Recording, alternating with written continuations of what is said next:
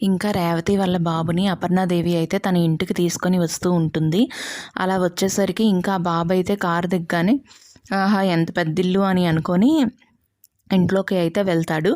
తను అలా అడుగు పెట్టగానే ఇంకా ఇంద్రాదేవి అయితే అనుకుంటూ ఉంటుంది, ఈ ఇంటికి ఏదో పెద్ద ఉపద్రవం రాబోతున్నట్టుగా నాకు అనిపిస్తుంది. ఏదో గుండెల్లో కొంచెం గాబరాగా ఉంది అనేసి అనుకుంటూ ఉంటుంది. అలా అనుకోగానే ఇంకా ఈ బాబు అయితే ఇల్లంతా కూడా తిరిగేస్తూ ఉంటాడు. తిరిగేస్తూ ఉంటే ఇంకా రాహులు, రుద్రాణి అయితే అలాగా చూస్తూ ఉంటారు. అలా చూస్తూ ఉండగా ఇంకా ఈ బాబునేమో అపర్ణాదేవి చెప్తూ ఉంటుంది, ఈ బాబు అలాగా గుడిలో తప్పిపోయి అటు ఇటు తిరుగుతూ ఉన్నాడు, నేనే మన ఇంటికి తీసుకొచ్చాను ప్రకాశం అనేసి చెప్తూ ఉంటుంది. అలా చెప్పగానే ఇంకా అందరూ కూడా షాక్ అయి చూస్తూ ఉంటారు.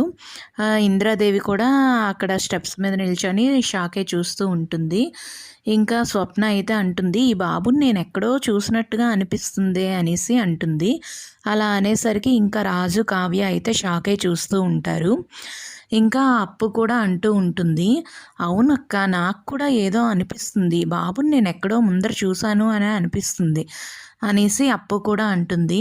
అలా అనేసరికి ఇంకా రాజ్, కావ్య అయితే ఒకసారిగా షాక్ అయిపోయి అలాగా చూస్తూ ఉండిపోతారు. ఇంకా if you like this video please subscribe our channel and like the video. Thank you.